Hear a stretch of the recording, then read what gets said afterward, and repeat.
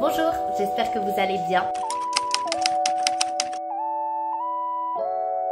On est jeudi, c'est le matin, j'ai fermé tous les volets parce qu'il fait très chaud dehors et sinon la maison devient en four. Donc j'ai mon meilleur ami en ce moment qui est le ventilateur juste en face de moi et ça fait du bien. Je me suis préparé un petit smoothie parce que l'autre jour en rentrant du travail, il y avait une promotion 4 barquettes de framboises pour 5 €. C'est rare vu que ça coûte quasiment 5 € la barquette, donc j'ai pris les 4. Et comme elle commençait à passer un petit peu, j'en ai fait un bon petit smoothie.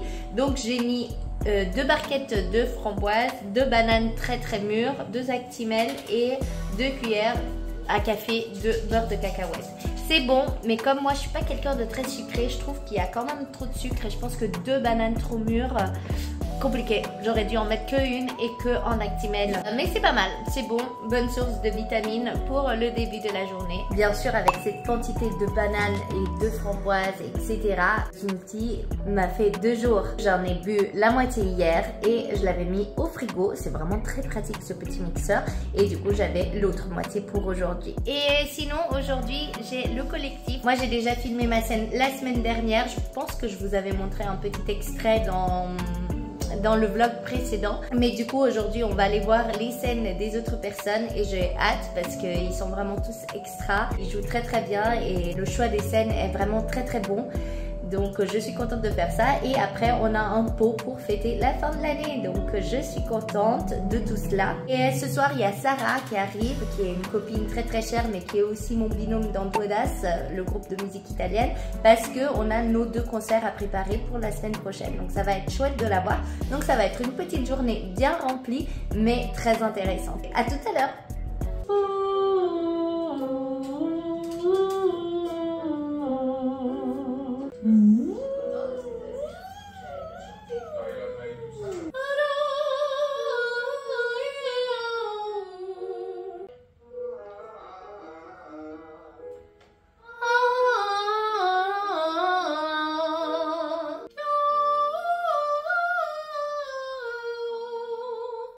J'espère que vous allez bien. Nous sommes une nouvelle journée, c'est lundi.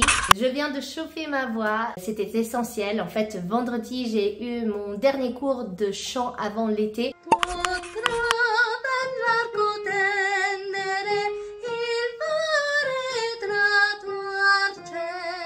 Ça, tu vois, regarde, en descendant, tu as tendance à...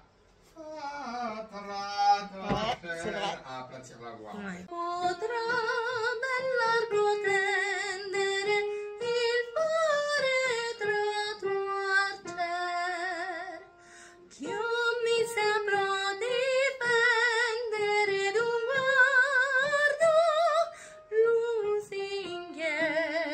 Ça faisait tellement longtemps que j'avais pas été, avec toute cette période un peu compliquée que j'ai traversée. Je n'ai plus du tout chanté pendant genre 1 mois et demi et ça c'est pas bien. Pour la voix c'est absolument pas bien. Et justement dès que je suis arrivée à mon cours de chant, mon prof il m'a dit: là, ça va pas du tout ma grande. Quand on arrête de chanter déjà 3 jours, ça s'entend. Donc 1 mois et demi, c'est no way.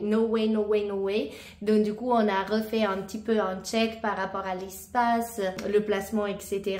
Il a dit que ça allait, mais je reprends des mauvaises habitudes en fait qu'on avait commencé à enlever et ça, c'est pas bien. Donc là, pour le coup, c'est vraiment un de mes objectifs, chauffer ma voix tous les jours.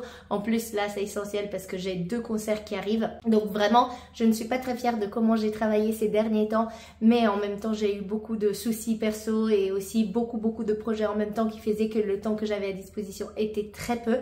Mais ça c'est un avertissement pour le futur, plus jamais. Il faut vraiment que je sois plus soucieuse dans mes plannings et dans mon organisation du jour et que je chauffe ma voix au moins 10 minutes tous les jours. Ça doit être vraiment indispensable parce que c'est ce que j'ai fait pendant des années et là je sens que mon corps il en a besoin. Il y a vraiment des choses qui se sont perdues un peu dans le tonus musculaire, dans le ventre, dans le soutien et c'est pas possible. Voilà, je viens de chauffer ma voix. En plus, je crois que je vous ai pas dit, mais en rentrant de Barcelone, j'ai chopé une énorme crève parce que forcément entre le chaud, froid, la clim de l'avion, j'ai encore une infection à la gorge. Ça va un petit peu mieux parce que jusqu'à hier matin, non, jusqu'à avant-hier, c'était vraiment très dur. Mais je sens que ça se remet, mais là, au bout de quelques exercices, je sentais que ça recommençait un petit peu à tirer, donc j'y suis allée en douceur. Mais en même temps, je chante là et il faut que je fasse avec. Donc, je vais aller me prendre un petit bonbon à la menthe pour apaiser tout ça, boire beaucoup d'eau. Et je vais me mettre à travailler sur le répertoire pour les 2 concerts.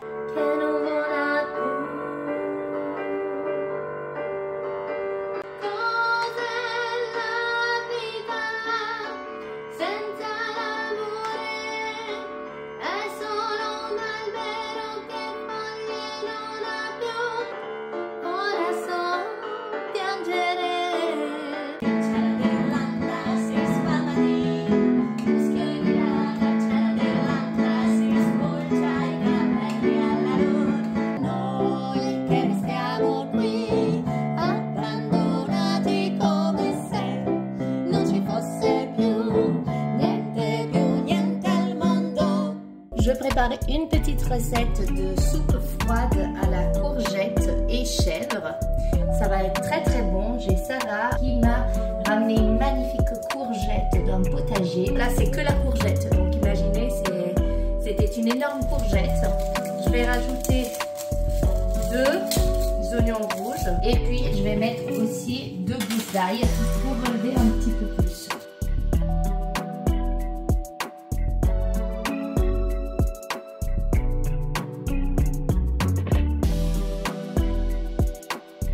J'ai couvert avec un petit peu d'eau et là je laisse cuire pour environ 1h30.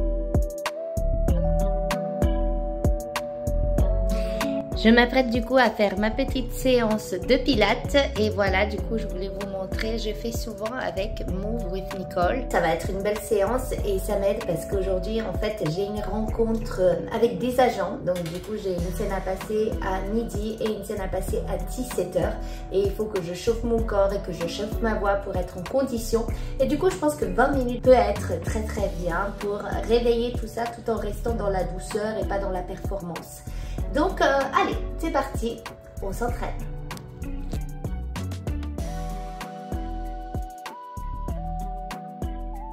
Bonsoir, je viens de tourner un RuPaul avec tous les livres qui ont rejoint le Pilates ces derniers temps.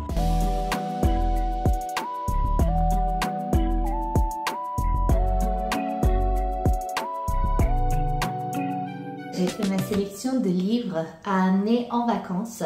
Parce que oui, on va partir quelques jours, je suis trop contente, on va faire vraiment des vacances à la mer, ça fait des années qu'on n'a pas fait ça. Pour moi que je suis italienne, les vacances d'été c'est vacances à la mer, genre les pieds dans le sable, on reste dans l'eau toute la journée, soleil, bronzage, repos, livres, mots croisés, etc. Donc là je suis trop contente parce que ça fait environ 10 ans que j'ai pas fait ça. Et là, on va partir pendant quelques jours juste pour ça. Et du coup, je suis toujours en train de lire mes Harry Potter. J'ai lu 0 pages cette semaine parce que c'était une semaine très chargée entre les concerts, les rencontres avec les agents, les répétitions des concerts, etc. Et du coup, j'ai repris hier, ça m'a fait du bien. Mais je me suis dit que j'avais peut-être envie de faire une petite pause. Je verrai, j'amènerai de toute manière le livre que je suis en train de lire, le Harry Potter, que je vais télécharger aussi en audible parce que comme on aura environ 6 heures, plus environ 11 heures de voiture juste à l'aller, plus 11 heures de voiture au retour, du coup je pense que ça va être très bien de pouvoir l'écouter pendant que je roule, pendant que je conduis. Mais du coup je me suis dit que si l'envie me prenait de faire une petite pause d'Harry Potter et de lire autre chose, eh bien j'avais du stock. Après il faut savoir que où on va là-bas en vacances, il y a plein de petits bouquinistes anciens où on peut acheter des perles pour vraiment 1 ou 2 euros. Et avec mon papa et ma maman, on avait toujours l'habitude de faire ça tous les soirs, d'aller chiner dans les livres d'occasion. Et donc, il y a de fortes chances que je trouve d'autres livres qui me feront peut-être plus envie sur le moment à lire tout de suite ou peut-être à lire pour plus tard. Mais en tout cas, je préfère amener ce que j'ai. Quand je suis allée au Salon du Livre cette année, j'ai acheté Un si long après-midi de Inga Vesper. C'est un livre que j'ai vu passer plein de fois sur Bookstagram. Dans sa cuisine baignée de soleil californien, Joyce rêve à sa fenêtre. Elle est blanche, elle est riche. Son horizon de femme au foyer pourtant s'arrête aux ais bien taillés de son jardin. Ruby, elle travaille comme femme de ménage chez Joyce et rêve de changer de vie. Mais en 1959, la société américaine n'a rien à offrir à une jeune fille noire et pauvre. Quand Joyce disparaît, le vernis des faux-semblants du rêve américain se craquelle. La lutte pour l'égalité des femmes et des Afro-américaines n'est qu'à ses débuts, mais ces deux héroïnes bouleversantes font déjà entendre leurs cris. Celui d'un espoir brûlant de liberté. Puis, comme on a fait un petit passage où mon mari a été transféré à Londres pendant un moment, moi j'en ai profité pour faire les boutiques de livres là-bas, notamment Waterstone. Et du coup, j'ai ramené plusieurs livres. Ça, c'est une histoire de meurtre pendant que Margaret Thatcher est le Premier ministre. Donc on verra, apparemment c'est très bien. La critique est unanime. Regardez, il y a beaucoup de gens qui trouvent que c'est brillant. Donc ça m'a donné envie. Je me suis dit, une petite histoire de meurtre, pourquoi pas, ça peut être pas mal. Et celui-ci, au contraire, c'est un livre pour les amoureux de livres. Parce que, de ce que j'ai pu comprendre, c'est un monsieur de 72 ans qui tient une petite librairie de quartier et qui passe porte à porte distribuer des livres en fonction des goûts des gens. Et il va faire un jour la connaissance d'une petite fille de 9 ans qui va lui apprendre beaucoup plus de choses que ce qu'il ne croyait sur le monde du livre, justement. Donc on verra, ça parle aussi de la crise éditoriale, etc. Du fait que les gens maintenant ils regardent plus des films ou quoi, en tout cas ils n'achètent plus des livres physiques. Donc je pense que ça va être un livre qui va beaucoup me toucher et me parler et ça peut être une lecture tout à fait cosy. Donc je vais l'amener et il y a de fortes chances aussi que je le sorte de cette pile à lire. Et puis, il y a les 2 livres que j'avais achetés sur l'aire d'autoroute, Le Mari Vareille, La Dernière Allumette et le Sarah Winman, Où l'amour demeure. Depuis plus de 20 ans, Abigail vit recluse dans un couvent en Bourgogne. Sa vie d'avant, elle l'a en grande partie oubliée. Elle est même incapable de se rappeler l'événement qui a fait basculer sa destinée et l'a poussée à se retirer du monde. De loin, elle observe la vie parisienne de Gabriel, son grand frère, dont la brillante carrière d'artiste et l'imaginaire rempli de poésie sont insensés par la critique. Mais le jour où il rencontre la lumineuse Zoé et tombe sous son charme, Abigail ne peut s'empêcher de trembler, car elle seule connaît vraiment son frère. Un trésor de sensibilité et d'émotion brillamment construit. Marie Vareille démontre une nouvelle fois son talent unique pour nous tenir en haleine de la première à la dernière page. Je vous avoue que, vu comme ça, la 4e de couverture me fait pas trop envie, mais pour avoir lu d'autres Marie Vareille, j'avais vraiment accroché, donc j'ai envie de faire confiance, donc je l'amène et on verra ce que ça va donner. 1944, à 40 km de Florence, alors que les troupes alliées gagnent du terrain et que les bombes tombent sur la campagne toscane, Ulysse Temper, un jeune soldat anglais, fait la connaissance d'Evelyn Skinner, célèbre historienne de l'art qui parcourt le pays pour sauver les œuvres des décombres. Alors, Ça se passe déjà pendant la Seconde Guerre mondiale. Pour les personnes qui me connaissent savent que moi j'adore cette période historique. Donc c'est déjà en ruine. Et en plus là on va parler d'art. Donc c'est encore mieux. Dans la cave à vin en ruine d'une somptueuse villa au milieu des débris et des bouteilles de vin, naît une amitié qui va profondément marquer le jeune homme. La guerre terminée, Ulysse rentre à Londres et retourne à sa vie d'avant. Si Ulysse est heureux de retrouver ses proches, sa femme, son meilleur ami et le fabuleux pub, l'Hermine et le perroquet, il n'a jamais oublié ni le temps passé en Italie, ni son amie Evelyne. Aussi, lorsqu'il reçoit un héritage inattendu, Ulysse sait qu'il doit suivre son destin et retourner en Toscane, là où tout a commencé. Des collines italiennes au pub enfumé des bas-fonds de Londres, Sarah Winman signe un roman lumineux, véritable hymne à la beauté, à l'amour et aux familles de cœur. Bouleversant, intelligent, poétique et drôle, ce roman est un véritable rayon de soleil. Moi, ça me donne envie, c'est une sacrée brique, hein, elle fait quand même 607 pages en grand format, mais bon, c'est le genre de livre, je pense que dès qu'on commence, on est à fond dedans et que du coup, ça se dévore. Je pense qu'en 2 jours de plage, il sera terminé. Voilà mes petites sélections livresques. Je vais donc clôturer notre vlog ici. Si vous aimez suivre les aventures de la petite actrice méconnue, je vais donc vous demander, s'il vous plaît, si le cœur vous en dit, de mettre un petit pouce à la vidéo, peut-être de me laisser un petit commentaire, ça me fait toujours plaisir de vous lire, et aussi de vous abonner à la chaîne. Vous ne savez pas à quel point ces petits gestes aident la chaîne à grandir et aussi pour moi, pour garder la motivation. Voilà, merci beaucoup à tous. Je vous souhaite une belle semaine et à bientôt.